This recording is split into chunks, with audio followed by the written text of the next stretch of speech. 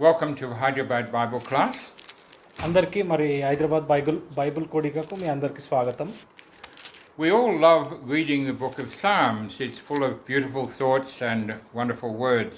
అయితే మన అందరికీ కూడా ఈ కీర్తనల గ్రంథం అంటే చాలా అందంగా రచింపబడ్డది, చాలా ఇష్టము.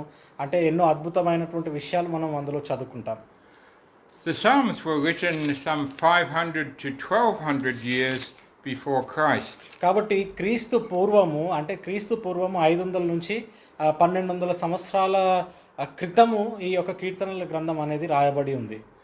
But as we read the Psalms, we see again and again images of Christ coming to us. అయినప్పటికీ కూడా మనం ఈ కీర్తనలు చదివేటప్పుడు ఎన్నో లేఖనములలో ఎన్నో వచనాలలో మనం క్రీస్తు గురించి వివరాలు ఎన్నో చదువుకుంటూ వస్తాం.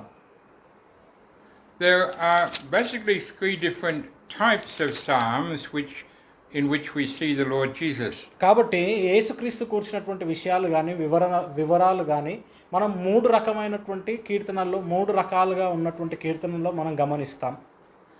The psalms reflect human experience, and because Christ shared our human experience, many of the psalms reflect his experience. కాబట్టి కీర్తనల్లో ఎన్నో వచనాలు ఒక మనిషి అనుభవించేటువంటి అనుభవాలు కానీ వాస్తవాలు కానీ వాటికి సంబంధించినటువంటి వాటికి పోలికలు చెప్పినటువంటి విషయాలు ఎన్నో రాయబడ్డాయి. కాబట్టి అందులో నుంచి కూడా మనం క్రీస్తు గురించి ఎందుకు చదువుకుంటాం అంటే క్రీస్తు కూడా శరీరధారి అయి ఒక నరునిగా ఒక మనిషిగా జీవించాడు కాబట్టి సో క్రీస్తు గురించి కూడా మనం అందులో చదువుతాం. So psalms like Psalm 23, the Lord is my shepherd, which share really the human experience, and as Christ was indeed like us, he shared the same feelings. కాబట్టి అందుకోసం ఉదాహరణకి 23వ కీర్తనలో మనం యెహోవా నా కాపరి అని మనం చదువుకుంటాం. కాబట్టి యేసుక్రీస్తు కూడా ఇవే మాటలు చెప్పినట్లు మనం చూడొచ్చు. ఎందుకంటే అక్కడ ఒక వ్యక్తి కీర్తనకారుడు, అతను ఒక మనిషి నరుడు, అతను అదే రాశాడు. మరి క్రీస్తు కూడా ఒక మనిషిగా ఒక మానవునిగా జీవించాడు కాబట్టి మరి అతనికి కూడా ఇటువంటి భావన కలిగినట్లు మనం చదువుతాం. Secondly, there are psalms that refer to specific things which happened in Christ's life and also happen in other people's lives. కాబట్టి మరి ఇంకొక రకమైనటువంటి కీర్తనలు ఎటువంటివి అంటే ప్రాముఖ్యంగా క్రీస్తు జీవితంలో జరిగినటువంటి సంఘటనలు కానీ సందర్భాల గురించి చదువుతాము. అవి చదివినప్పుడు అరే ఇది క్రీస్తు గురించి జరిగిందే అని మనకు అనిపిస్తుంది. దాంతోపాటు ఈ క్రీస్తే కాకుండా ఇతరుల జీవితాల్లో కూడా జరిగిన విధంగా మనం చదువుతాం. In Psalm 41 and verse 9, we read about David, and he was betrayed by a close friend. He's feeling very bad because he was betrayed not by an enemy but by a friend. కాబట్టి అక్కడ చూసినట్లయితే కీర్తనలు 41వ కీర్తన 9వ వచనంలో అక్కడ దావీదు రాస్తుండు. దావీదు గురించి రాయబడి ఏమన్నాడంటే నాకు ఇష్టమైనటువంటి నా స్నేహితుడే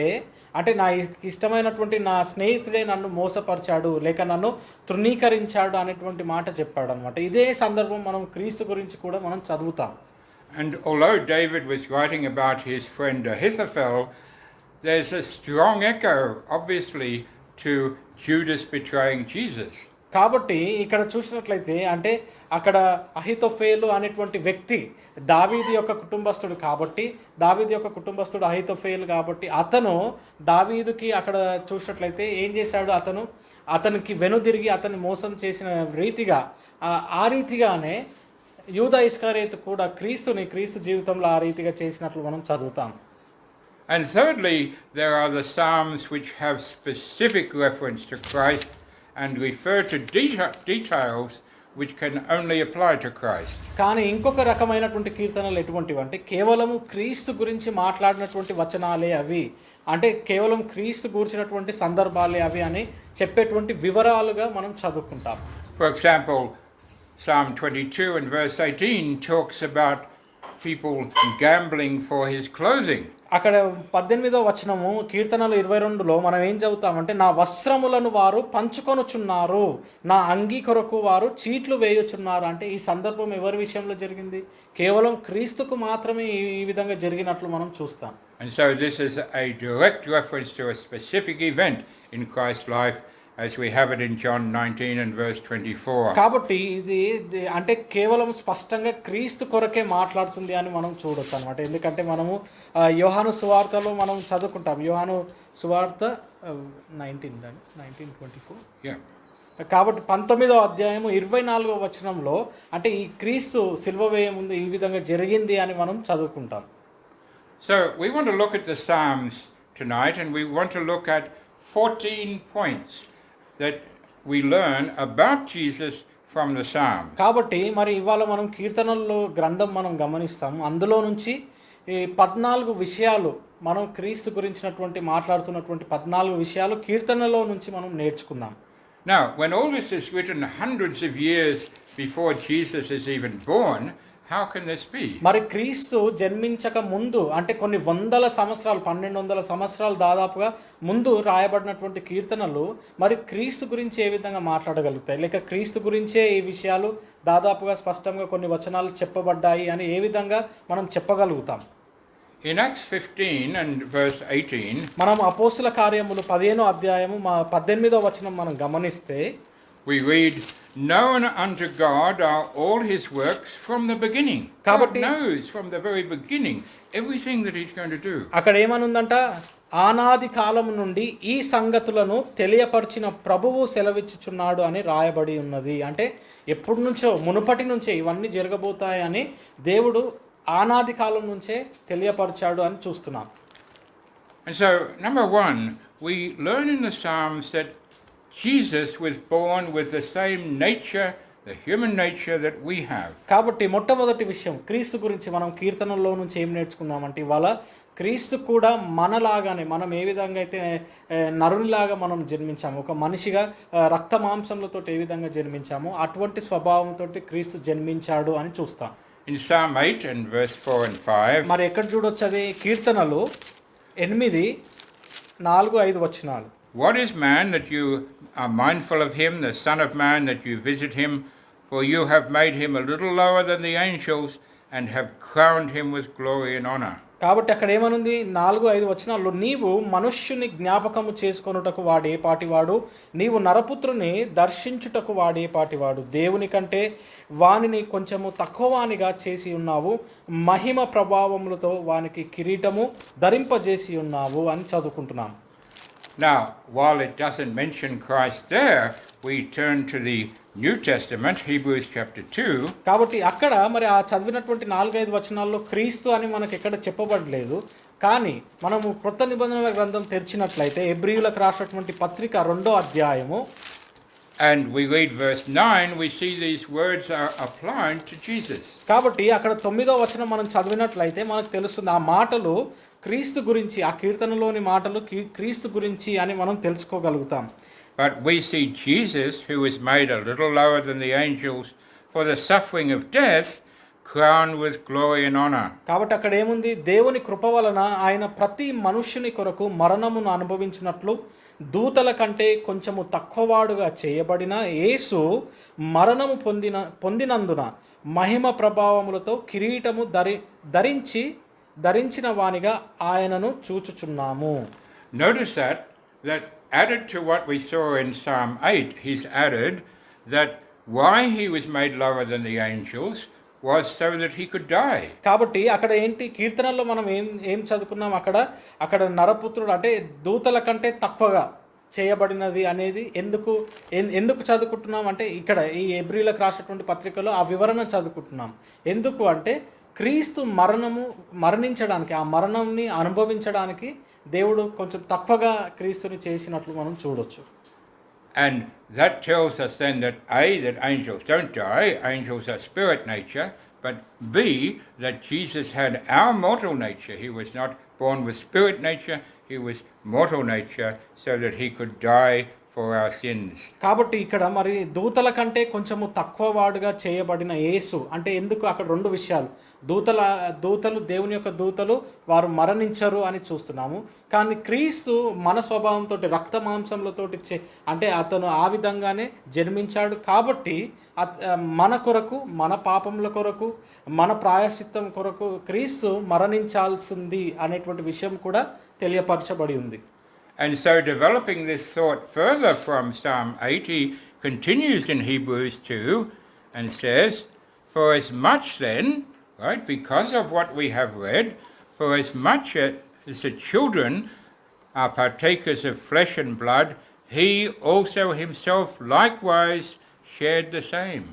He had the same flesh and blood nature. కాబట్టి అదే విషయం గురించి మాట్లాడుతూ వివరిస్తూ హెబ్రీయులకు రాసినటువంటి పత్రిక 2వ అధ్యాయంలో అక్కడ 14 కాబట్టి ఆ పిల్లలు రక్తమాంసము గలవారైనందున ఆ ప్రకారమే మరణము యొక్క బలము గలవానిని అనగా అని మనం చదువుతున్నాం. దాని తర్వాత చివరికి ఆయన కూడా రక్తమాంసములలో పాలివాడాయను అంటే ఆయన కూడా అంటే యేసుక్రీస్తు కూడా అంటే మనలాగానే అని మనం చూస్తున్నాం. And so number one, the Psalms teach us, and it's developed in the New Testament, that he was born with our nature. కాబట్టి కీర్తనలు ఏంటి మనకు ఒక వివరణ ఇచ్చింది. కానీ మరి ఆ యొక్క వివరణని పూర్తిగా వివరించినటువంటిది మనం కృత నిబంధన గ్రంథంలో మనం చూసామన్నమాట. ఏంటి, క్రీస్తు కూడా మనలాగానే ఒక మనిషిగా రక్త మాంసములతోటి జన్మించాడని మనం చదువుకున్నాం ఇప్పుడు. But secondly, the Psalms teach that Jesus is the Son of God. ఇంకొకటి రెండో విషయము కీర్తనలు ఏం నేర్పిస్తుంది అంటే కీర్తన గ్రంథంలో నుంచి క్రీస్తు దేవుని యొక్క కుమారుడు అని కూడా మనం తెలుసుకోగలుగుతాం.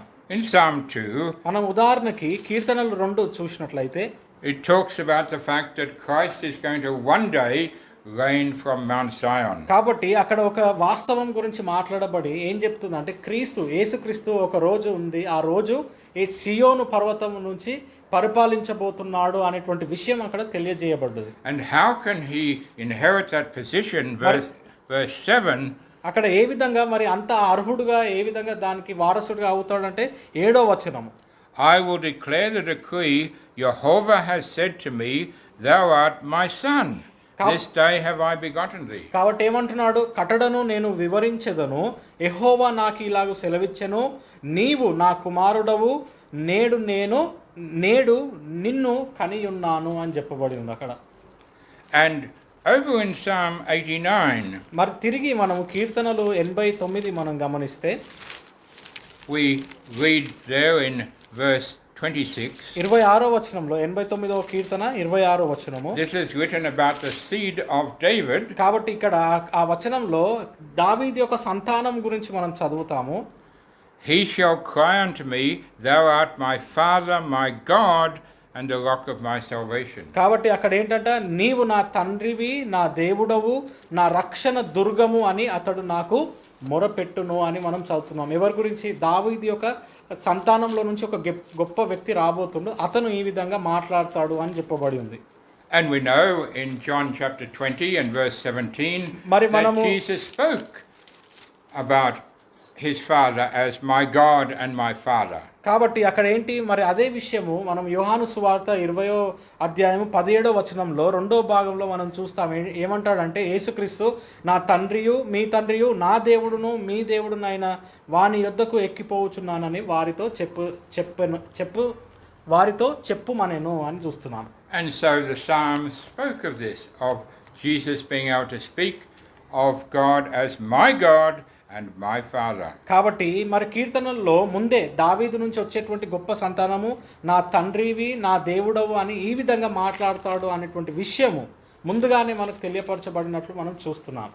But the Psalms also speak of Jesus as the son of David. ఇంకా అంతేకాకుండా కీర్తనలో నుంచే మనం ఇంకొక విషయం గమనిస్తాం, ఏంటంటే యేసుక్రీస్తు దావీదు యొక్క కుమారుడు అనే విషయం కూడా మనం చదువుకుంటాం. Again in Psalm 89, అదే కీర్తనలో అంటే 89వ కీర్తన verse 3 and 4, 3-4 వచనాల్లో I have made a covenant with my chosen, I have sworn unto David my servant, thy seed will I establish forever and build up thy throne to all generations. కాబట్టి నేను ఏర్పరచుకొనిన వానితో నిబంధన చేసి ఉన్నాను, నిత్యము నీ సంతానమును స్థిరపరచెదను, తరతరములకు నీ సింహాసనమును స్థాపించెదనని చెప్పి నా సేవకుడైన దావీదుతో ప్రమాణము చేసి ఉన్నాను అని చూస్తున్నాం. And so in Luke chapter 1, when the angel Gabriel comes to Mary, మరి లూకాసు వార్త 1వ అధ్యాయంలో ఎప్పుడైతే అక్కడ దేవుని యొక్క దూత అతను మరియ దగ్గర వస్తాడు మాట్లాడడానికి లేక దర్శనం ఇస్తాడో, we read Luke 1 verse 32 and 33, 32-33 వచనాలు మనం చదువుతాం.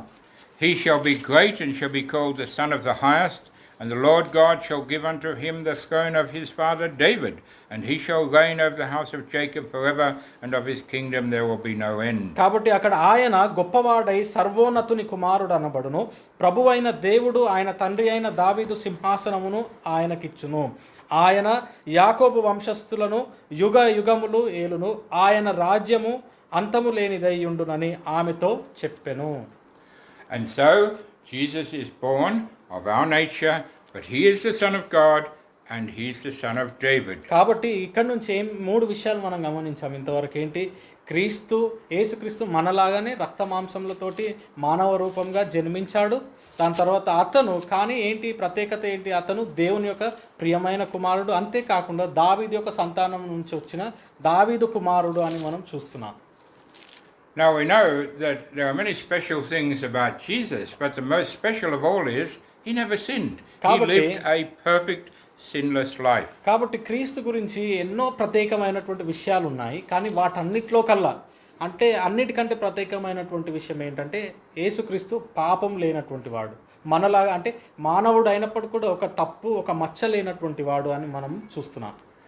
And so many of the verses in Psalm 119 echo this fact. కాబట్టి ఇదే విషయాన్ని పదే పదే మనకు గుర్తు చేస్తూ ఉంటాయన్నమాట. ఇక్కడ కీర్తనలు 119వ కీర్తన.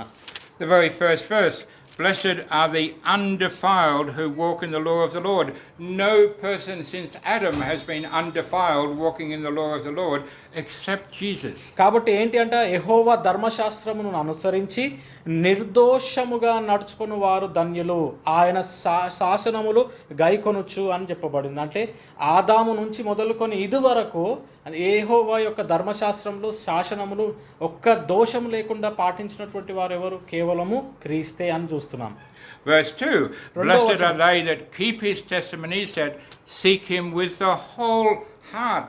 There is nobody since Adam who has sought the Lord with his whole heart except for Jesus. కాబట్టి 2వ వచనంలో కూడా ఆయన శాసనములను గైకొనుచు పూర్ణ హృదయముతో ఆయనను వెదుకువారు ధన్యులు. అంటే పూర్ణ హృదయముతో అంటే సంపూర్ణంగా దేవుని యొక్క శాసనములను వెంబడించి నడుచుకున్న వారు ఎవరు? ఆదాము నుంచి ఇక్కడి వరకు కూడా ఎవరు లేరు, కేవలం క్రీస్తు మాత్రమే అని మనం చూస్తున్నాం. Verse 3, they also do no iniquity, no uncleanness ever. ఇంకా ఏంటంటే వారు ఆయన మార్గములలో నడుచుకొనొచ్చు, ఏ పాపమును చేయరు. అంటే ఎవరైనా ఉన్నారా ఏ పాపం చేయకుండా? Only the Lord Jesus. కేవలం క్రీస్తు మాత్రమే. And that's why the psalmist says in verse 5, oh, that my ways were directed to keep thy statutes. He's been talking about the perfect man, the Lord Jesus Christ, and he's sad that he cannot do that. కాబట్టి అందుకోసమే 5వ వచనంలో ఆహా నీ కట్టడలను గైకొనున్నట్లు నా ప్రవర్తన స్థిరపడి ఉండిన నెంత మేలు అంటున్నాడు. ఆ కీర్తనకారుడు ఏమంటున్నాడు అంటే క్రీస్తులాగా అటువంటి జీవితము నేను జీవించలేకపోతున్నానే, అటువంటి జీవితం నాకుంటే ఎంత మేలు అంటున్నాడు. Now, how was it that Jesus was able to live this perfect life? మరి ఏ రీతిగా అది ఏ విధంగా సాధ్యపడింది క్రీస్తుకు ఇటువంటి జీవితాన్ని అంటే సంపూర్ణంగా ఎటువంటి పాపము మచ్చలేనటువంటి జీవితము జీవించగలిగాడు?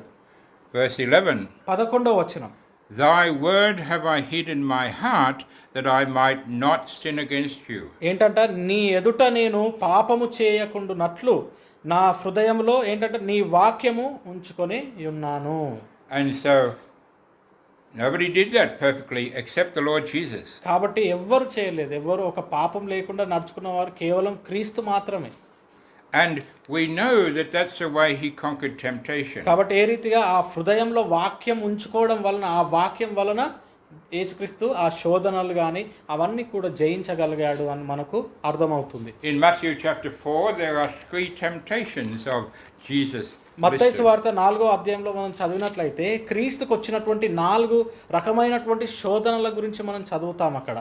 And in answer to temptation 1 he says in verse 4, it is written. He quoted from the writings of the Old Testament to conquer the sin. కాబట్టి మొట్టమొదటి వచనంలో ఏం చెప్తున్నాడు అక్కడ? Matthew chapter 4 verse 4. 4వ వచనంలో అంటే మొట్టమొదటిగా వచ్చినటువంటి శోధనను ఏ విధంగా ఎదుర్కొన్నాడు అంటే అందుకు ఆయన అని చెప్పి ఒక వాక్యం చదివి అని రాయబడి ఉన్నదనెను. ఎక్కడ రాయబడి? దేవుని యొక్క వాక్యంలో రాయబడి ఉన్నదనెను అని చూస్తున్నాం. And he says the same thing in verse 7. He answers the temptation, it is written. కాబట్టి 7వ వచనంలో కూడా అంటే అక్కడ ఇంకొక శోధన వచ్చినప్పుడు అక్కడ ఏమంటున్నాడు? ఇంకొక చివరికి అక్కడ అంతా కూడా ఆ వచనం అంతా కూడా చదివి అని రాయబడి ఉన్నదని ఆయనతో చెప్పాను. ఎక్కడ రాయబడి ఉన్నది? ఇది దేవుని యొక్క వాక్యంలో రాయబడి ఉన్నది.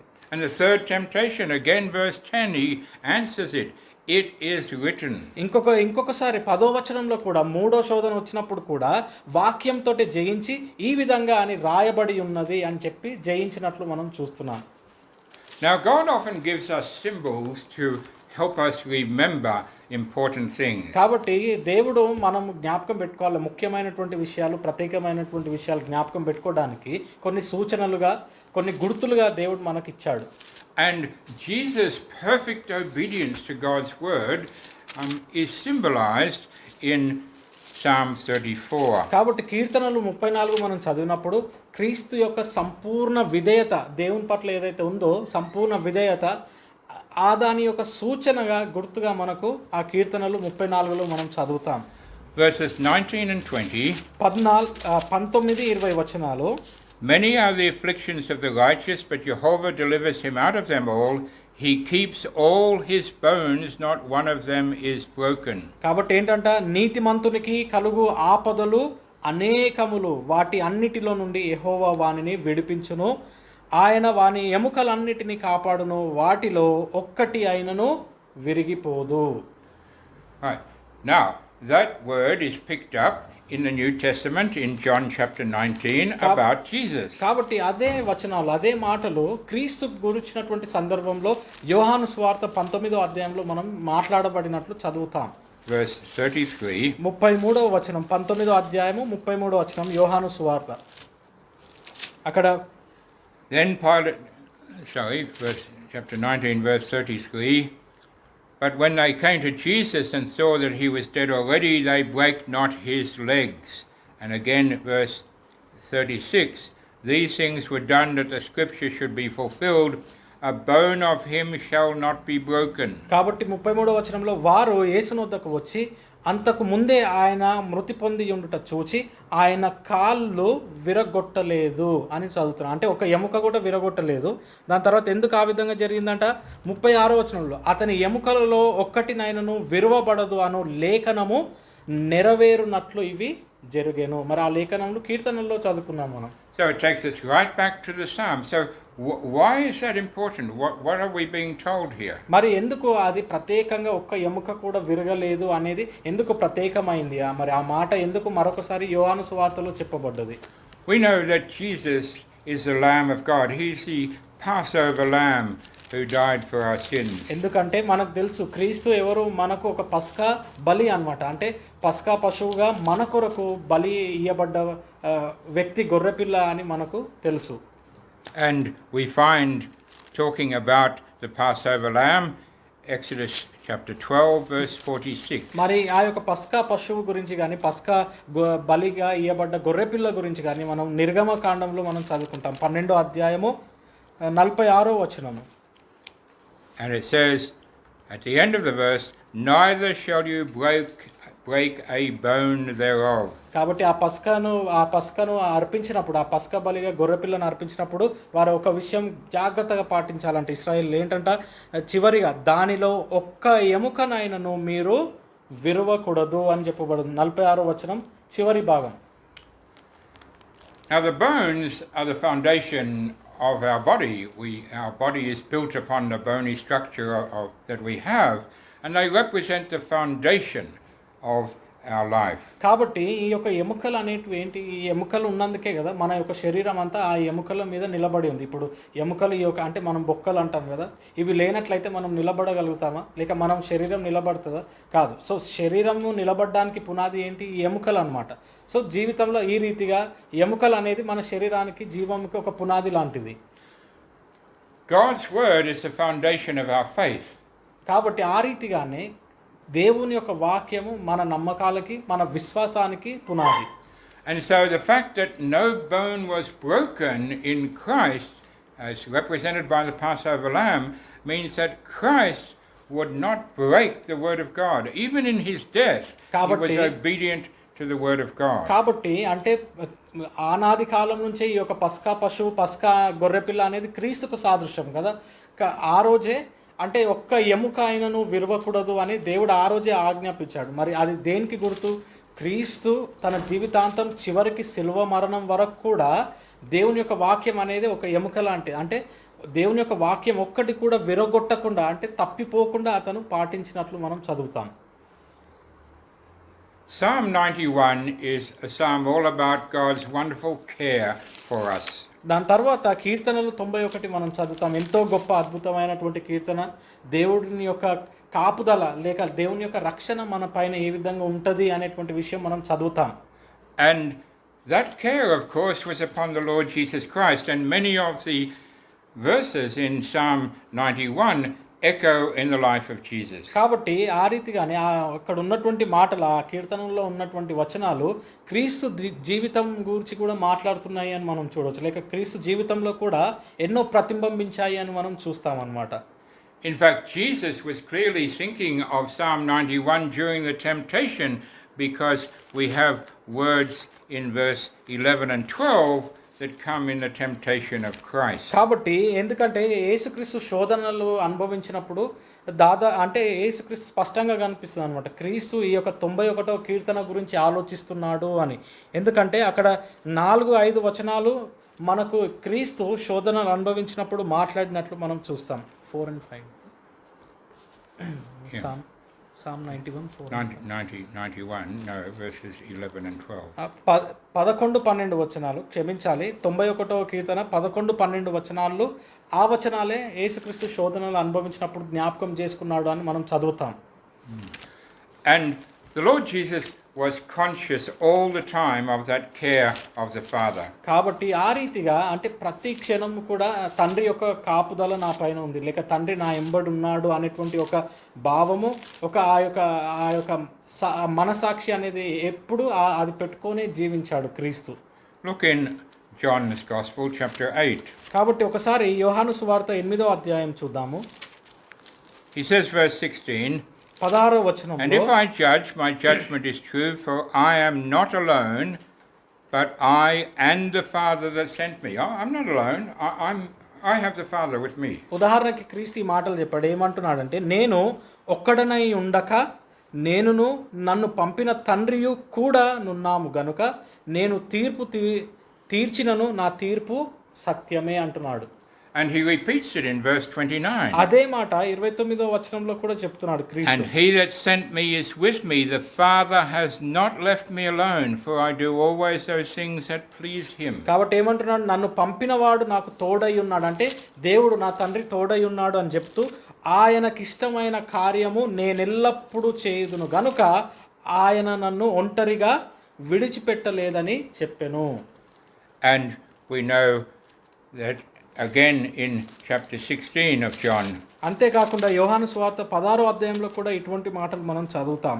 Verse 32. 32వ వచనంలో, He knew the disciples were going to run away. కాబట్టి అక్కడ ఏంటి అంటే అక్కడ క్రీస్తు సిలువ వేయబడక ముందు ఆ సందర్భం గెత్సెమని తోటలో ఆ యేసుక్రీస్తుకు తెలుసు శిష్యులు అందరూ కూడా పారిపోతారు, నన్ను వదిలేసి వెళ్ళిపోతారని తెలుసు. Behold, the hour comes, yes, is now come, that you shall be scattered, every man to his own, and you shall leave me alone. And yet I am not alone, because the Father is with me. కాబట్టి ఏమంటున్నాడు 32వ వచనంలో, ఇదిగో మీలో ప్రతివాడును ఎవని ఇంటికి వాడు చెదిరిపోయి నన్ను ఒంటరిగా విడిచిపెట్టు గడియ వచ్చుచున్నది, వచ్చే ఉన్నది, అయితే తండ్రి నాతో ఉన్నాడు గనుక నేను ఒంటరిగా లేను అంటున్నాడు.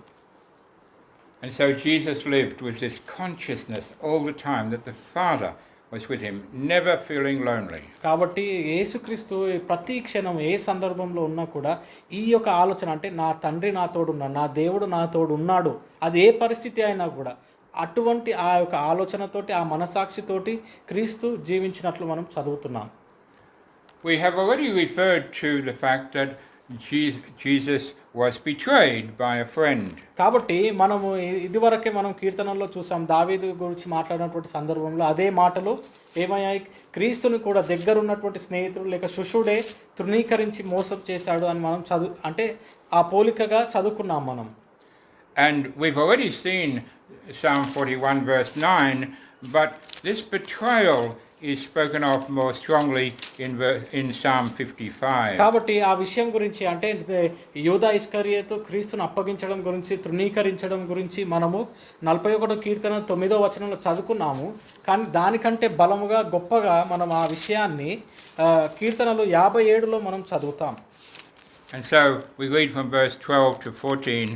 12 నుంచి మనము 14 వచనాలు ఆ కీర్తనలో చదువుకోవచ్చు. For it was not an enemy that reproached me, then I could have borne it. Neither it was one that hated me, that magnified himself against me. Then I would have hid myself from him. But it was you, a man, my equal, my guide, mine acquaintance. We took sweet counsel together. We walked to the house of God together. కాబట్టి క్షమించాలి. కీర్తనలు 55 12 నుంచి 14 వచనాలు. నన్ను దూషించువాడు శత్రువు కాడు, శత్రువు అయిన ఎడల నేను దాన్ని సహింపవచ్చును. నా మీద మిట్టిపడువాడు నా యందు పగపట్టినవాడు కాడు, అట్టివాడైతే నేను దాగి ఉండవచ్చును. ఈ పని చేసిన నీవు నా సహకారివి, నా చెలికాడవు, నా పరిచయుడవు అని చెప్తున్నాడు అక్కడ. ఇంకా 14 వచనంలో ఏమంటున్నాడు, మనము కూడి మధురమైన గోష్ఠి చేసి ఉన్నవారము, ఉత్సాహమునకు వెళ్ళు సమూహముతో దేవుని మందిరమునకు పోయి ఉన్నవారము అని చెప్తున్నాడు. Now David is writing this about a man, Ahithophel, who turned against him at the time of Absalom. కాబట్టి అబ్సలోము తన సొంత కుమారుడు తనని చంపాలని వెంబడించినప్పుడు దావీదును, అంటే తన సొంత స్నేహితుడు, దావీదు యొక్క స్నేహితుడు అయినటువంటి అహితోఫేలు కలిసి భోజనం చేసి ఇటువంటి వాడే తన కుమారునికి చంపడానికి సాయం చేశాడు, ఈ విధంగా మోసం చేశాడు అనేటువంటి సందర్భంలో దావీదు ఈ మాటలు చెప్పాడు. But it echoes the feelings of Jesus. Judas had been with him for 3.5 years. They had shared all their meals together. They'd shared the room together. They'd slept in the same room. They'd done everything together for 3.5 years. కాబట్టి ఇవే మాటలు క్రీస్తు సందర్భంలో కూడా మాట్లాడుతున్నాయి, క్రీస్తు గురించి కూడా మాట్లాడుతున్నాయి అని చెప్పొచ్చు. ఎందుకంటే 3.5 సంవత్సరాలు క్రీస్తు ఒక పరిచర్యలో యూదా ఇస్కరియోతు కూడా తన శిష్యుడుగా, తన స్నేహితుడుగా ఒకటే కలిసి తిరగడం కానీ, కలిసి భోజనం చేయడం కానీ, ఒకటే గదిలో నిద్రపోవడం కానీ, ఇవన్నీ చేసినప్పటికీ కూడా చివరికి ఏంటి, అదే స్నేహితుడు లేక అదే శిష్యువు ఏం చేశాడు, యూదా ఇస్కరియోతు క్రీస్తుని అంటే అప్పగించినట్లు మనం చదువుకుంటాం. Just an hour before he had shared in the upper room. They shared the same piece of bread together. కాబట్టి అంటే క్రీస్తుని అప్పగించే గంట ముందే ఏం చేశారు, యూదా ఇస్కరియోతుతో పాటు క్రీస్తు కూడా కూర్చొని కలిసి భోజనం చేశారు. కలిసి భోజనం చేసిన వ్యక్తియే, సహచారుడే ఏం చేశాడు, అప్పగించాడు. And so the psalm helps us understand some of the feelings that Jesus must have had, the sadness in what Judas did. కాబట్టి అంటే కీర్తనలు ఏ విధంగా అంటే మన జీవితంలో కూడా లేక వాస్తవంగా మనిషి ఏ విధంగా అనుభవాలు, ఇటువంటి పరిస్థితుల్లో ఎంత బాధపడతాడు, ఎంత కృంగిపోతాడు అని మనకు ఏ విధంగా వాస్తవాల గురించి మాట్లాడుతున్నాయో ఆ రీతిగానే క్రీస్తు కూడా అనుభవించాడు. ఎందుకంటే క్రీస్తు కూడా రక్త మాంసములతోటి మనిషిగా జన్మించాడు కాబట్టి. The seventh point we want to think about is his suffering, the suffering of Jesus. దాని తర్వాత 7వ విషయం క్రీస్తు గురించి ఏంటి అంటే క్రీస్తు అనుభవించినటువంటి శ్రమల గురించి కూడా మనం చదువుతాం కీర్తనల్లో. And Psalm 22 is all about this. కాబట్టి కీర్తనలు 22 పూర్తి కీర్తన అంతా కూడా క్రీస్తు అనుభవించేటువంటి శ్రమల గురించి మాట్లాడినట్లు మనం చదువుతాం. It starts with a cry from the cross, verse 1, my God, why have you forsaken me? కాబట్టి అక్కడ ఏంటి, క్రీస్తు సిలువలో మరణంలో మాట్లాడినటువంటి మాటలే ఇక్కడ కీర్తనలో 1వ వచనంలో, నా దేవా నీవు నన్నేలా విడనాడితివి, ఇవే మాటలు క్రీస్తు కూడా అంటాడు సిలువలో. Now God did not forsake the Lord Jesus. అంటే దాని అర్థం ఏంటి అంటే దేవుడు వదిలేశాడని, అంటే దేవుడు విడనాడలేదు క్రీస్తుని. Jesus had spoken of how the Father was with him in all situations. కాబట్టి ఇంతకుముందే మనం చదివాం కదా, ప్రతి క్షణం నేను ఒంటరివాణ్ణి కాదు, నా దేవుడు నా తండ్రి నాతోడు ఉన్నాడు అని కొన్ని వచనాలు మనం చదివాం. The Apostle Paul speaks of the fact that God was in that situation, working for our salvation. కానీ అపోస్తలుడైనటువంటి పౌలు ఒక సందర్భంలో ఏం చెప్పాడంటే అంటే దేవుడు క్రీస్తుని ఆ సందర్భంలో ఆ శిల్వ మరణంలో కూడా విడవలేదు. అంటే అతనితో పాటు ఉండి ఆ శిల్వ మరణము జరిగేలాగా దేవుడే అది సంకల్పించాడు. ఎందుకు?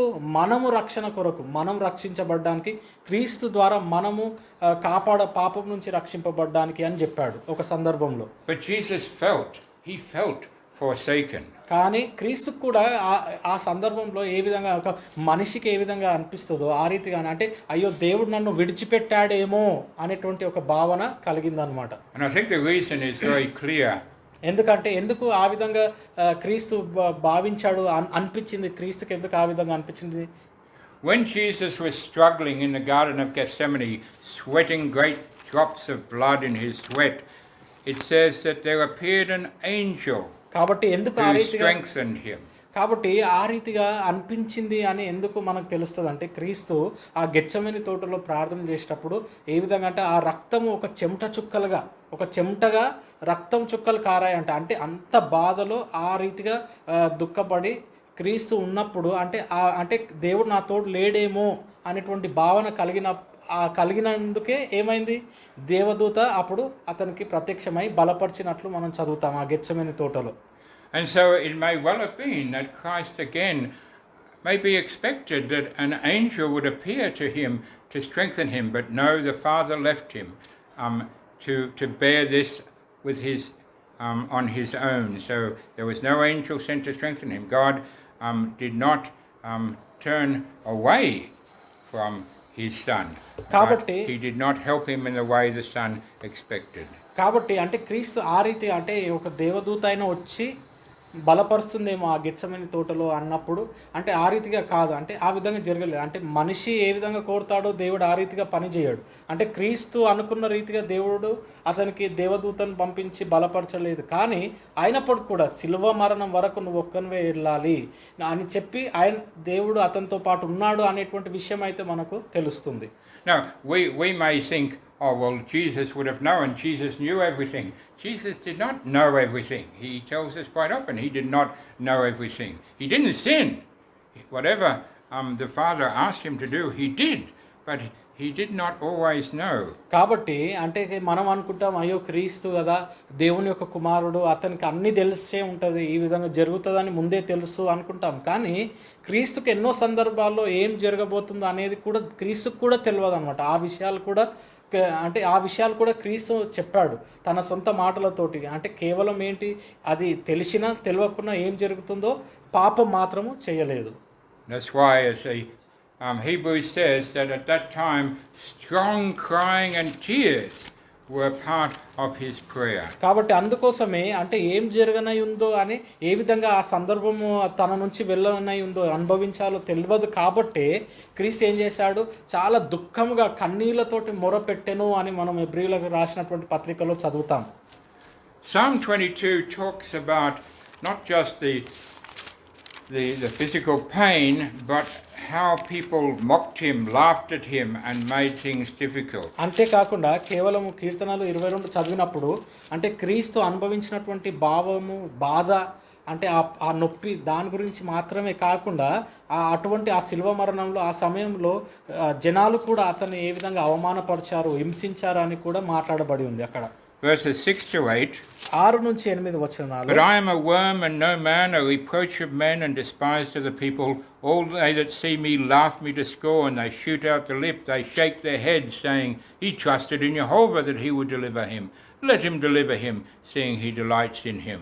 కాబట్టి ఏమంటున్నాడు అక్కడ 6 నుంచి 8 వచనాల వరకు, నేను నరుడను కాను, నేను పురుగును, నరుల చేత నిందింపబడిన వాడను, ప్రజల చేత తృణీకరింపబడిన వాడను. నన్ను చూచువారందరూ పెదవులు విరిచి తల ఆడించుచు నన్ను అపహసించుచున్నారు. యెహోవా మీద నీ భారము మోపుము, ఆయన వానిని విడిపించునేమో, వాడు ఆయనకు ఇష్టడు గదా, ఆయన వానిని తప్పించునేమో అందురు. And so we read in Matthew 27. కాబట్టి ఇదే విషయము మనం దృష్టిలో పెట్టుకొని మత్తయి సువార్త 27 మనం చదువుదాము. 41 to 43. 41 నుంచి 43 వచనాలు. Likewise the chief priests mocked him with the scribes and elders, saying, He saved others, himself he cannot save.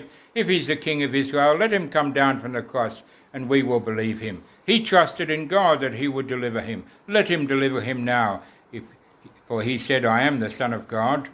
కాబట్టి అక్కడ 41 నుంచి 43 వచనంలో అదే జరిగిందనమాట. కీర్తనల్లో చెప్పినటువంటి రీతి ఏమంటున్నారు, అలాగే శాస్త్రులను, పెద్దలను, ప్రధాన యాజకులను కూడా ఆయనను అపహసించుచు, వీడు ఇతరులను రక్షించెను, తన్ను తానే రక్షించుకొనలేడు, ఇశ్రాయేలు రాజు గదా, ఇప్పుడు శిలువ మీద నుండి దిగిన ఎడల వానిని నమ్ముదుము, వాడు దేవుని యందు విశ్వాసముంచెను, నేను దేవుని కుమారుడని చెప్పెను గనుక ఆయనకిష్టుడైతే ఆయన ఇప్పుడు వానిని తప్పించునని చెప్పిరి. Now back in Psalm 22 verse 6, you may have noticed that Jesus, or the psalmist writes as if it's Jesus, and saying, I am a worm. కాబట్టి అక్కడ ఏమంటున్నాడు, ఇంకొక విషయం మనం గమనించాలి. 22వ కీర్తన 6వ వచనంలో ప్రత్యేకంగా అక్కడ కీర్తనకారుడు అంటే క్రీస్తే పలుకుతున్నటువంటి రీతిగా రాశాడు. ఏమంటున్నాడంటే, నేను నరుడను కాను, నేను పురుగును అన్నాడు అక్కడ. Now, why does he call himself a worm? Okay, he's feeling very low, he's feeling very pushed down, but he uses a very interesting word here. మరి ఎందుకు ప్రత్యేకంగా అక్కడ నేను పురుగును అని చెప్పి క్రీస్తు తన గురించి మాట్లాడలేక కీర్తనకారుడు క్రీస్తు గురించి ఆ రీతిగా క్రీస్తు చెప్పాడు. ఎందుకు అంటే చాలా బాధ ఉంది, కృంగిపోయాడు, చాలా నొప్పితోటి అంటే అపసింపబడి అవమానింపబడి ఉన్నప్పటికి కూడా అంటే నేను పురుగు వంటి వాడను అని చెప్పాడు. ఎందుకు? Red color right through the Bible is a symbol for blood and sacrifice. కాబట్టి ఈ రక్తవర్ణములు అనేటువంటిది అంటే ఎరుపు రంగు అనేది మనకు తెలుసు కదా. అంటే ఇవంతా ఎరుపు రంగు అనేది మన పరిశుద్ధ గ్రంథంలో లేఖనంలో చాలా సందర్భాల్లో దేనికి సాదృశ్యం అంటే ఒక గొప్ప బలి ఇచ్చినప్పుడు ఎరుపు రక్తము లేక ఈ బలికి త్యాగానికి సాదృశ్యం అన్నమాట. And that red color comes from a worm which they used to dry and then crush up, and it would give the red color. కాబట్టి వారు ఏం చేస్తున్నారంటే ఆ రక్తవర్ణములు అనేటువంటి రంగు, ఆ ధూమ్ర రక్తవర్ణములు అనేది ఆ రోజుల్లో వారు బట్టల మీద నేయడానికి కానీ లేక ఇవంతా కూడా అలంకరించుకోవడానికి కానీ అవన్నీ చేస్తుండే. అది ఆ రంగు వారికి అప్పట్లో ఏ విధంగా దొరుకుతుంది అంటే ఒక పురుగు ఉంటుండే, ఆ పురుగుని ఏం చేయాలి, నలగగొట్టి ఎండబెట్టిన తర్వాత ఆ రంగు తీయబడుతుంది. And that's a specific worm that Jesus refers to here. When he says, I am a worm, it is the same word as used for scarlet color in the Old Testament. కాబట్టి అక్కడ నేను పురుగును అని చెప్పి క్రీస్తు అన్నాడు ఆ వచనంలో. ఎందుకన్నాడంటే ఈ విషయాన్ని దృష్టిలో పెట్టుకొని అక్కడ ధూమ్ర రక్తవర్ణములు అనేటువంటి రంగు ఏదైతే అది తీయబడాలి, అది ఒక పురుగు నుంచి అది నలగొట్టబడి చాలా అంటే హింస పొంది నొప్పి పొంది ఆ రంగు వస్తుంది. సో ఆ దాన్ని దృష్టిలో పెట్టుకొని నేను పురుగు వంటి వాడను అని చెప్పాడు. And so he is being crushed as a sacrifice for our sins. కాబట్టి మన పాపముల కొరకు క్రీస్తుని ఏం చేశారు, క్రీస్తు ఏం చేయబడ్డాడు, సిలువలో నలగొట్టబడ్డాడు కదా, చాలా అతను కొట్టి హింసించి పూర్తిగా నలిపేశారు క్రీస్తుని. And you can note in Exodus 25 and verse 8 there the color scarlet in the tabernacle is the same word. కాబట్టి అక్కడ నిర్గమకాండము 25వ అధ్యాయం 8వ వచనంలో ఆ ధూమ్ర రక్తవర్ణములు అని ఏదైతే ఆ మందిరం నిర్మాణానికి ఆ రంగు వాడబడాలో లేక ఆ మందిరపు తెరలకి అది అలంకరింపబడాలో ఆ రంగుతోటి అది ఇదే మాట అన్నమాట, ఇదే పదము వాడబడినట్లు మనం చూస్తాం. Again in Leviticus 14 and verse 51, as part of a cleansing process, this scarlet had to be there because it is through the sacrifice and the blood of Christ that we are cleansed. కాబట్టి అక్కడ ఏంటి అంటే లేవికాండం 14వ అధ్యాయము 51వ వచనము అప్పుడు బలి అర్పించినప్పుడు వారు ఏంటి ఈ యొక్క రక్తమును ప్రోక్షించాలి అన్నమాట. ఈ యొక్క ధూమ్ర రక్తవర్ణములు అనేటువంటి ఆ యొక్క రక్తమును ప్రోక్షించి దాని వలన వారి యొక్క పాపము కడగబడడం అనేది జరుగుతుంది. ఏ రీతిగా అయితే క్రీస్తు యొక్క రక్తం ద్వారా మన పాపములు తుడిచివేయబడి కడగబడ్డాయో. Now, we all know the story of Jericho and how two spies went to Jericho and they hid in the house of Rahab. కాబట్టి మనందరికీ తెలుసుకో యెహోషువ సమయంలో ఏంటి ఎరికో పట్టణం చుట్టూ ఇశ్రాయేల్ అంతా ముట్టడి చేసి చుట్టూ తిరిగినప్పుడు రాహాబుని రక్షింపబడాలి అంటే ఇద్దరి గూఢచారులను ఆమె రక్షించాలి అన్నప్పుడు ఆ కథ అంతా మనకు తెలుసు. And how the men escaped from the house through the window through a cord. They climbed down a cord. కాబట్టి అక్కడ ఏం చేశారు అప్పుడు అంటే ఆ ఇద్దరు ఎవరో గూఢచారులు వచ్చారని చెప్పి ఎరికో పట్టణస్థుల సైన్యం వచ్చి చంపుదాము అని వచ్చినప్పుడు ఆమె ఏం చేసింది, రాహాబు ఆమె ఇంటిలో ఇశ్రాయేలులు కాబట్టి వారిని దాపెట్టింది.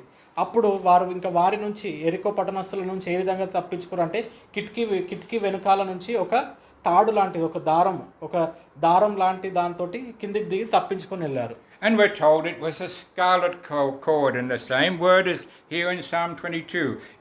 Was a scarlet colored cord because it was salvation for these men, and later on it was salvation for Rahab's household. కాబట్టి వారు ఆ యొక్క ఇద్దరు గూఢచారులు కూడా వారు అనుచారులు కూడా ఏం చేశారంటే వారు ఆ తాడు అనేది ఏ రంగులో ఉండే అనమాట, రక్తవర్ణపు రంగులో ఉండే అనమాట. అంటే ధూమ్ర రక్తవర్ణపు రంగులో ఉండే ఆ తాడును పట్టుకొని వారు ఆ కిటికీలో నుంచి దిగి వారి నుంచి కాపాడుకున్నారు, రక్షింపబడ్డారు.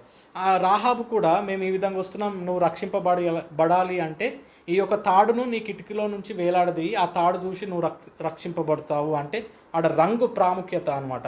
సో అందుకోసమే అక్కడ నేను పురుగును అనేటువంటి మాట కూడా ఆ రక్తవర్ణపు రంగు గురించిన సూచన అది. And so Jesus would have had that beautiful thought, yes, I'm crushed, they treat me like a worm, but I'm the means of their salvation. Through my blood, through my sacrifice, they will be redeemed. కాబట్టి క్రీస్తుకి అంటే ఆ బాధలో కూడా నేను ఒక పురుగు వంటి వాడను, లేక నేను ఒక పురుగును, నన్ను ఆ రీతిగా వీళ్ళు నలిపేస్తున్నారు, నన్ను హింసిస్తున్నారు, అవమానపరుస్తున్నారు అని చెప్పినప్పటికి కూడా ఒక పక్కన మాత్రం క్రీస్తు సంతోషపడుతుండొచ్చు. ఎందుకంటే అంటే ఇప్పుడు నా రక్తం చిందితేనే కదా వీరు రక్షింపబడతారు, నా రక్తం చిందింపబడడం వల్ల వీరి యొక్క పాపములు కడగబడతాయి, ఈ యొక్క లోకం రక్షింపబడుతుంది అనేటువంటి విషయం కూడా అతనికి ఉండి ఉండొచ్చు. After the death of Jesus, then what happened? We have his burial and resurrection, and the Psalms talk about that. కాబట్టి దాని తర్వాత క్రీస్తు మరణించిన తర్వాత, శిల్వ మరణంలో ఏం చేయబడ్డాడు, మరణించిన తర్వాత అతను సమాధి చేయబడి 3 రోజుల తర్వాత తిరిగి పునరుత్థానుడయ్యాడు అని కూడా మనం చదువుతాం కృత నిబంధన గ్రంథంలో. అదే విషయం మనకు ముందుగానే కీర్తనలో కూడా మనం చదువుతాం ఆ విషయం. Psalm 16, మనం కీర్తనలు 16 verse 9 and 10. 9-10 వచనాలు. Therefore my heart is glad and my glory rejoices, my flesh also shall rest in hope, for you shall not leave my soul in Sheol, neither will you suffer your Holy One to see corruption. కాబట్టి అక్కడ ఏముందంట, అందువలన నా హృదయం 9-10 వచనాలు 16వ కీర్తన, అందువలన నా హృదయము సంతోషించుచున్నది, నా ఆత్మ హర్షించుచున్నది, నా శరీరము కూడా సురక్షితముగా నివసించుచున్నది. ఎందుకనగా నీవు నా ఆత్మను పాతాళములో విడిచిపెట్టవు, నీ పరిశుద్ధుణ్ణి కుళ్ళు పట్టనీయవు. How do we know that's about Jesus? Because Peter in Acts chapter 2 says it's about Jesus. కాబట్టి ఏ రీతిగా మనకు తెలుసు మరి ఆ 2 వచనాలు కూడా క్రీస్తు గురించి మాట్లాడుతున్నాయి మనం ఏ విధంగా చెప్పగలుగుతామంటే అవే మాటలు పేతురు అపోస్తుల కార్యములు 2వ అధ్యాయంలో చెప్పాడు. And so from Acts chapter 2 from verse 25 right through to 28, Peter quotes these words from Psalm 16. కాబట్టి అక్కడ కీర్తనలు 16వ కీర్తన నుంచి మనం చూసినట్లయితే అవే మాటలు పేతురు అతను అపోస్తుల కార్యములు 2వ అధ్యాయము 25 నుంచి 28 వచనాల వరకు చెప్తాడనమాట. ప్రాముఖ్యంగా 27వ వచనం, నీవు నా ఆత్మను పాతాళంలో విడిచిపెట్టవు, నీ పరిశుద్ధుణ్ణి కుళ్ళు పట్టనీయవు అనేటువంటి మాట మనం చదువుతాం. And he says this after talking about the resurrection. He talks of the resurrection, Acts 2:24, and says, because this is what the Bible says, this is what Psalm says, that he is going to be raised. మరి ఈ మాటలన్నీ కూడా పేతురు ఏ సందర్భంలో చెప్పాడు అంటే క్రీస్తు పునరుత్థానుడయ్యాడు, మరణం నుంచి తిరిగి లేచాడు అనేటువంటి మాట 24వ వచనంలో చెప్పాడు. 2వ అధ్యాయము 24వ వచనంలో, అంటే మరణము ఆయనను బంధించి ఉండుట అసాధ్యము గనుక దేవుడు మరణ వేదనలు తొలగించి ఆయనను లేపెను అని చెప్పి, ఎందుకు లేపాడు అని, ఎందుకంటే ముందుగానే చెప్పబడ్డది కీర్తనల్లో అని చెప్పి కీర్తనల మాటలు మనకు చెప్పాడు 25 నుంచి 28 వచనాలు. And then Psalm 16 finishes verse 11 with his ascending into heaven. దాని తర్వాత అక్కడ చూసినట్లయితే 11వ వచనం, మనం కీర్తనలు 16-11వ వచనంలో, Thou shalt show me the path of life, in your presence is fullness of joy, at your right hand are pleasures forevermore. కాబట్టి అక్కడ ఆ 11వ వచనము క్రీస్తు ఇంకా చనిపోయి తిరిగి లేచి ఆకాశంకి ఆరోహణమైపోయి దేవుని యొక్క కుడి పార్శ్వంలో ఉండబోతున్నాడు అనేటువంటి అంశం గురించి, జీవ మార్గమును నీవు నాకు తెలియజేసేదవు, నీ సన్నిధిని సంపూర్ణ సంతోషము కలదు, నీ కుడి చేతిలో నిత్యము సుఖములు కలవు అని అక్కడ మనం చదువుతున్నాం. And this verse and this Jesus at the right hand of God is echoed again and again in the New Testament. కాబట్టి అంటే క్రీస్తు గురించి, క్రీస్తు దేవుని యొక్క కుడి పార్శ్వమున ఉన్నాడు అనేటువంటి విషయము మనం పదే పదే కృత నిబంధన గ్రంథంలో పలు చోట్ల మనం చదువుకుంటాం. Just quickly note all these references just to explore for yourself. కాబట్టి మీకు సమయం ఉన్నప్పుడు ఈ యొక్క వచనాలు మీరు చూడండి. మీకు సమయం ఉన్నప్పుడు ఈ యొక్క మాటలు ఎక్కడెక్కడ చెప్పబడ్డాయో. Romans 8 verse 34. కాబట్టి రోమీయులకు రాసినటువంటి పత్రిక 8వ అధ్యాయం 34వ వచనంలో, Ephesians 1 verse 20. దాని తర్వాత ఎఫెసీయులకు రాసినటువంటి పత్రిక 1వ అధ్యాయం 20వ వచనంలో చెప్పబడి ఉంది. Colossians 3 verse 1. ఇంకా అంతేకాకుండా కొలెస్సీయులకు రాసినటువంటి పత్రిక 3వ అధ్యాయం 1వ వచనంలో చెప్పబడి ఉంది. And then Hebrews 1 verse 13. దాని తర్వాత హెబ్రీయులకు రాసినటువంటి పత్రిక 1వ అధ్యాయం 13వ వచనంలో కూడా చదువుతాం ఈ అంశం గురించి. Hebrews 8 verse 1. దాని తర్వాత 8వ అధ్యాయం 1వ వచనం హెబ్రీయులకు రాసినటువంటి పత్రిక. Hebrews 10 verse 12. అంతేకాకుండా అదే పత్రిక 10వ అధ్యాయం 12వ వచనము. Hebrews 12 verse 2. అంతేకాకుండా 12వ అధ్యాయం హెబ్రీయులకు రాసినటువంటి పత్రిక 12వ అధ్యాయం 2వ వచనంలో కూడా మనం చదువుతాం. And you'll find others, but you explore those and you'll see beautiful connections with the Psalms. కాబట్టి ఈ వచనాలన్నీ మీరు చూసినట్లయితే మనం ఇప్పుడు కీర్తనలో చదివినటువంటి వచనాలకు వాటికి సంబంధం మీకు కనబడుతుంది. And then number 10, 10వ విషయం ఏం నేర్చుకుంటామంటే క్రీస్తు గురించి having కీర్తనలో. ascended into heaven, Jesus is our high priest. దాని తర్వాత అంటే క్రీస్తు అహరోనమై దేవుని యొక్క కుడి పార్శ్వానికి వెళ్ళిన తర్వాత ఇప్పుడు అతని పని ఏంటి? అతను ఒక ప్రధాన యాజకుడు మనకు. And Psalm 110 talks about it. కాబట్టి కీర్తనలు 110లో మనం ఈ విషయం గురించి మనం చదువుతాం. Reading Psalm 110 కాబట్టి and కీర్తనలు 110 verse 4. 4వ వచనం. Jehovah has sworn and will not repent. You are a priest forever after the order of Melchizedek. కాబట్టి మెల్కీసెదెకు క్రమము చొప్పున నీవు నిరంతరము యాజకుడు అయి ఉందువని యెహోవా ప్రమాణము చేసి ఉన్నాడు, ఆయన మాట తప్పని వాడు.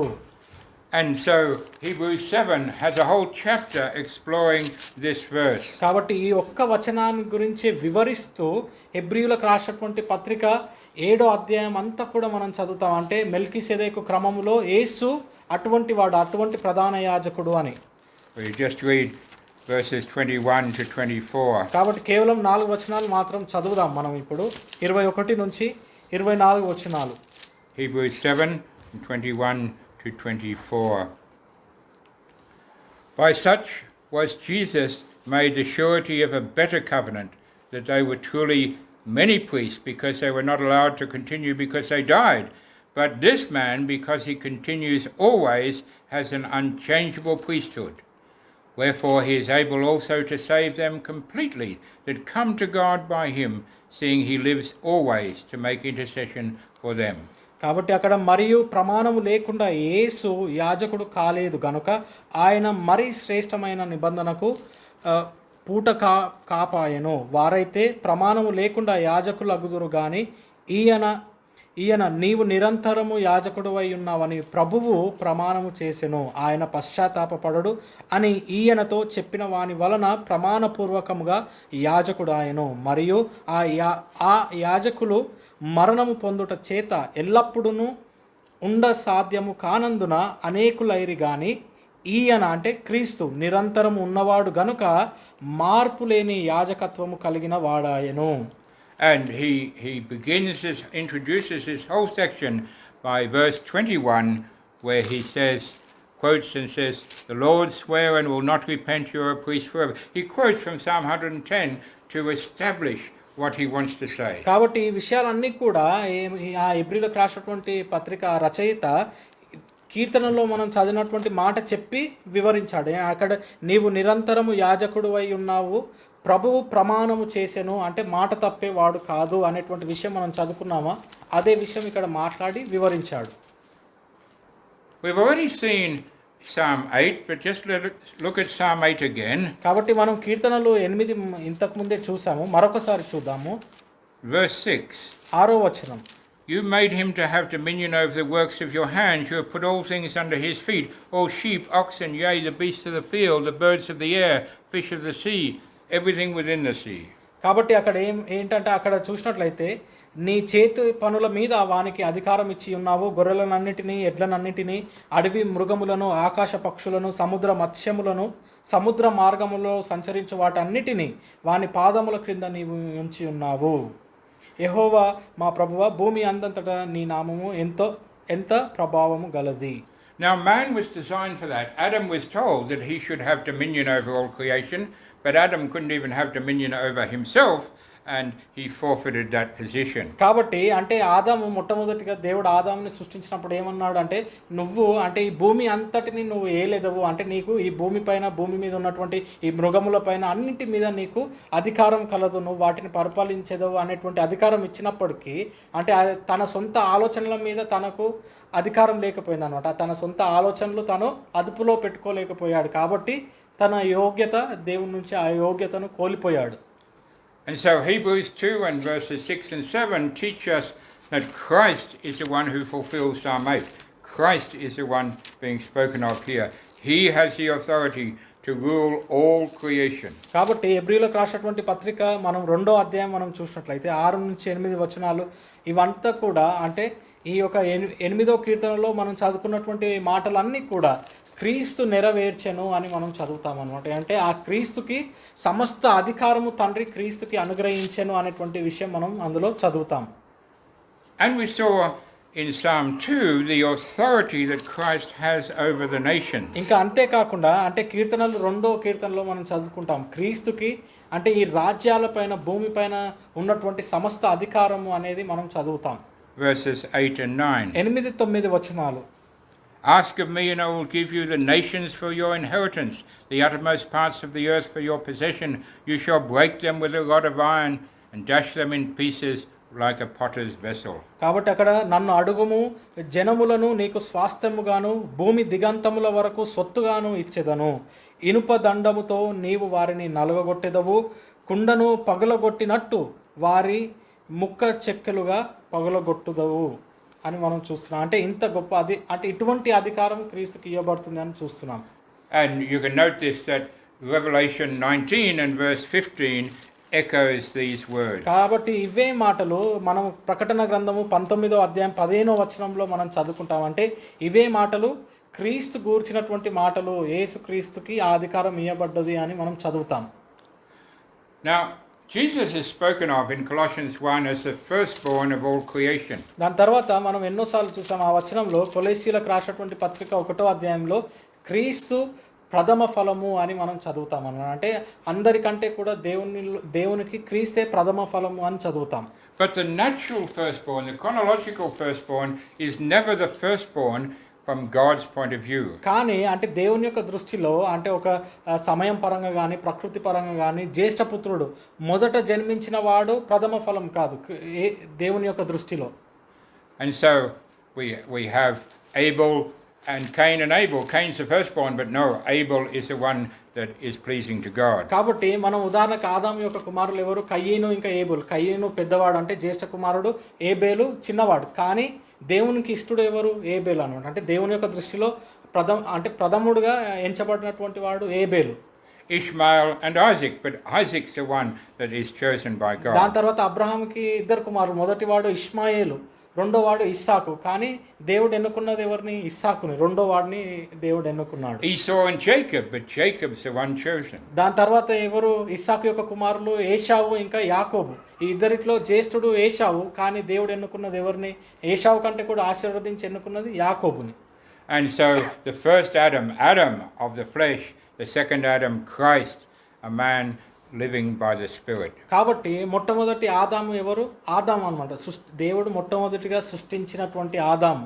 కానీ ఆయన మొదటివాడు అయినప్పటికీ కూడా కానీ దేవుని యొక్క దృష్టిలో నిజమైనటువంటి ఆదాము ఎవరు? క్రీస్తు అన్నమాట. అంటే దేవుని యొక్క మాట తప్పకుండా నెరవేర్చి ఆ విధంగానే జీవించినటువంటి వాడు ప్రథమ ఫలంగా క్రీస్తు ఎంచబడ్డట్లు మనం చూస్తాం. The word firstborn in the Bible relates to the one who has the right to the inheritance. Not the one who's the natural firstborn, but whoever has the right to the inheritance. కాబట్టి అంటే పరిశుద్ధ గ్రంథంలో లేఖనంలో జ్యేష్ఠ పుత్రుడు లేక జ్యేష్ఠత్వము అని మాట్లాడబడినప్పుడు దాని అర్థం ఏంటంటే మొట్టమొదట జన్మించిన వాడు అని కాదు, ముందుగా జన్మించినటువంటి పెద్దవాడు అని కాదు. జ్యేష్ఠత్వం అంటే నిజముగా వారసత్వానికి నిజమైనటువంటి అర్హుడు ఎవరు అని అర్థం.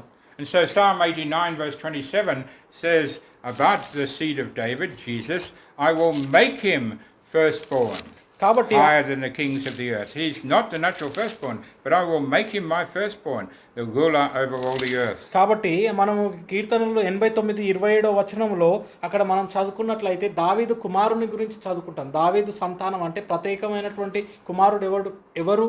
క్రీస్తు అనమాట, యేసుక్రీస్తు. కాబట్టి మనం ఆడ కావున నేను అతన్ని నా జ్యేష్ఠ కుమారునిగా చేయుదును, భూరాజులలో అత్యున్నతునిగా నుంచెదను అని చెప్తున్నాడు దేవుడు, అంటే క్రీస్తు గురించి.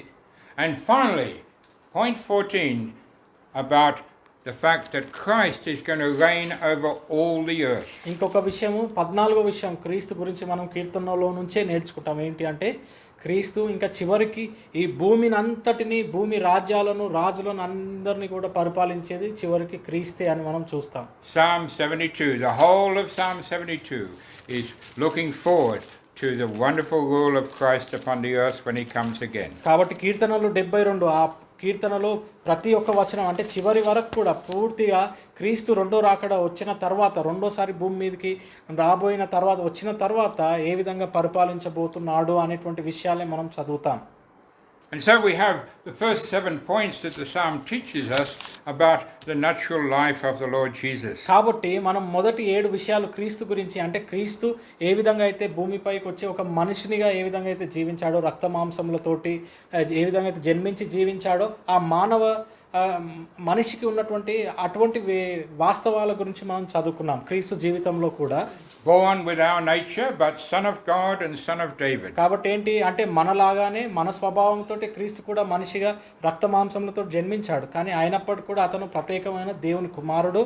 ఇంకా దావీదు యొక్క సంతానంలో ప్రత్యేకమైన దావీదు కుమారుడుగా ఎంచబడినటువంటి వాడు. Living a sinless life cared for by his father. కాబట్టి ఏంటి ఒక్క పాపము కూడా లేకుండా జీవించినటువంటి, తప్పు కూడా లేకుండా జీవించి తన తండ్రితో ఎల్లప్పుడూ తన తండ్రి తన తోడుండి కాపాడినటువంటి, అంటే ఆ రక్షణ కలిగినటువంటి వాడు యేసుక్రీస్తు. But betrayed and suffering and dying. కానీ అయినప్పటికీ కూడా నీతిమంతునిగా ఉన్నప్పుడు కూడా మంచికి రోజులు లేవంటాం కదా మన భాషలో. అయినప్పటికీ కూడా అతను అంత మంచివాడైనప్పుడు కూడా శ్రమలు అనుభవించి క్రూరంగా చంపబడ్డాడు. But then the next 7 points. దాని తర్వాత మిగతా 7 విషయాలు క్రీస్తు గురించి ఏవైతే తెలుసుకున్నామో, resurrected, ascended to the right hand of God, our high priest forever. కాబట్టి ఏంటంటే కానీ చనిపోయిన తర్వాత నుంచి మరి ప్రత్యేకంగా మనం చదువుకుంటాం. అంటే చనిపోయాడు, సమాధి చేయబడ్డాడు, కానీ 3 రోజులకే తిరిగి లేచాడు. తిరిగి లేచి అతను ఏం చేసి పునరుత్థానుడయ్యి మళ్ళీ అహరోనమై వెళ్ళి దేవుని యొక్క కుడి ప్రాశంలో కూర్చొని ఉన్నాడు అని మనం చదువుకుంటాం. And having authority to rule over all creation. దాని తర్వాత ఏంటి అక్కడి నుంచి అంటే పూర్తిగా చివరికి ఏంటంటే సమస్త అధికారం ఈ యొక్క సృష్టి అంతటి మీద పరిపాలించే అధికారము ఇయ్యబడేటువంటి వాడు క్రీస్తుకే ఇయ్యబడుతుంది అనేటువంటిది ఇయ్యబడ్డది అని మనం చూస్తాం. Having authority when he comes again to judge and rule the nation. ఇంకా అంతేకాకుండా తిరిగి ఈ లోకంకి రెండో రాకడలో తిరిగి వచ్చినప్పుడు కూడా ఈ భూమిని అంతటిని, రాజ్యాలను అంతటిని కూడా పరిపాలిస్తూ తీర్పు తీర్చే అధికారం కూడా క్రీస్తుకి ఇవ్వబడ్డది అని మనం చూస్తాం. God's firstborn was the right to the inheritance of all the earth. కానీ ఇంకేం చూసామంటే దేవునికి ప్రథమ ఫలము లేక జ్యేష్ఠ కుమారుడు ఎవరు? ఆదాము మొదటివాడు అయినప్పుడు కూడా ఆదాము కాదు, అంటే క్రీస్తు అని మనం చూస్తాం. అన్నిట్లో ప్రథమ ఫలము క్రీస్తు అని చూస్తాం.